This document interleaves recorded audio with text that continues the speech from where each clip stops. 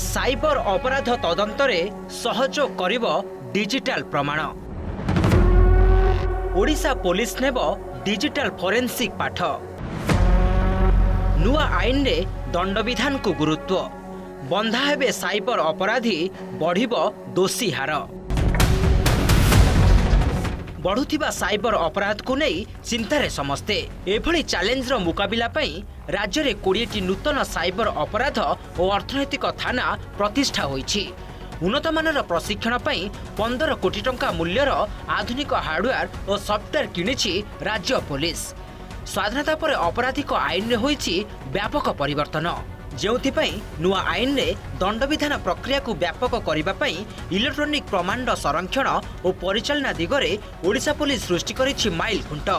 Digital जुगरे मुंडबिंधार कारण पलटिथिबा cyber अपराध को रोकिबा पई साइंटिफिक ऑफिसर एवं आईओ पढ़िबे पाठ। सबु पुलिस ऑफिसर हेबे टेक्निकल साउंड।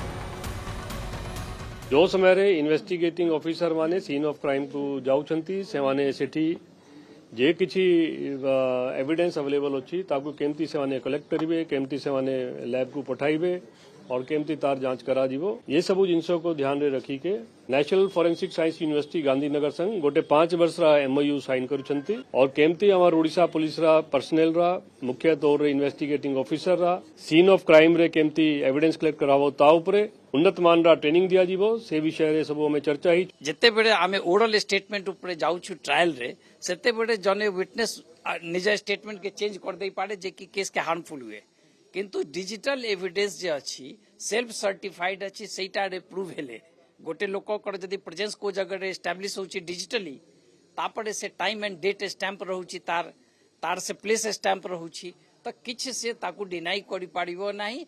कम एविडेंस रे कम साक्षी रे भी ताकर कन्विक्शन ही पारिबो। ओडिशा पुलिस रो सीआईडी क्राइम ब्रांच और राष्ट्रीय फोरेंसिक विज्ञान विश्वविद्यालय मध्य 5 वर्षीय बुझामणा पत्र होईछि। एथिरे ऑफिसर मानकु अपराध स्थल परिचालना, मिलित गवेषणा, फोरेंसिक भित्तिभूमिर विकास और वैषयिक परामर्श दिगरे गुरुत्वारोप कराजिबो। 2027 जानुआरी सुधा राज्यर 34टी पुलिस जिला और क्राइम ब्रांच रो मोट 480 अधिकारी को 16टी बैच रे तालीम दियाजिबो। बड़ कथा हेउछि डिजिटल जुगरे बढ़ी चलुछि ऑनलाइन निवेश ठकेई और डिजिटल अरेस्ट। एभली केस मात्राधिक भावे बढ़ुथिबा बेले नूतन फौजदारी आईन रे अपराधी को धरिबा और दंडविधान दिगरे उच्च शिक्षा बेस सहायक हेबो बोली गुरुत्वारोप होईछि। हमर चेष्टा अछि कि हमर एमतीरा 16टा कोर्स एनएफएसयू जरिया रे करिबु सेतरे प्राय 480 जन ट्रेनिंग पाइबे। हमर जितने भी अधिकारी माने छंती कांस्टेबल रैंक रो आरंभ करी के अधिकारी स्तर पर्यंत समस्त को हमें इन ड्यू कोर्स समस्त को साइबर क्राइम उपरे समस्त को सिखलाई दिया जीवो। से मानों को हमें साइबर क्राइम इन्वेस्टिगेशन रे पारंगत करिवा पई चेष्टा करिवु। This is a training that we have charted specially for the Odisha police, specifically for 5-day training.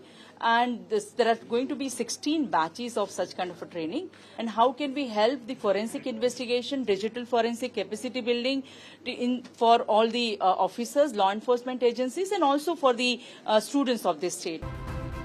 विधानसभा तथ्य कहूछि 2024 जून 1 रु 2025 डिसेंबर 31 मध्य राज्य में 4238 साइबर अपराध मामला रुजु होईछि। एही समस्त मामला रे मोट 260.6 कोटी टंकार ठकेई होईछि। हेले रुजु होइथिबा मामला अनुसार धरा हेउनाहांती अभियुक्त। भुवनेश्वर कैमरा पर्सन अब्दुल अजीज सह चंदन पाइकराई रिपोर्ट ओटीवी।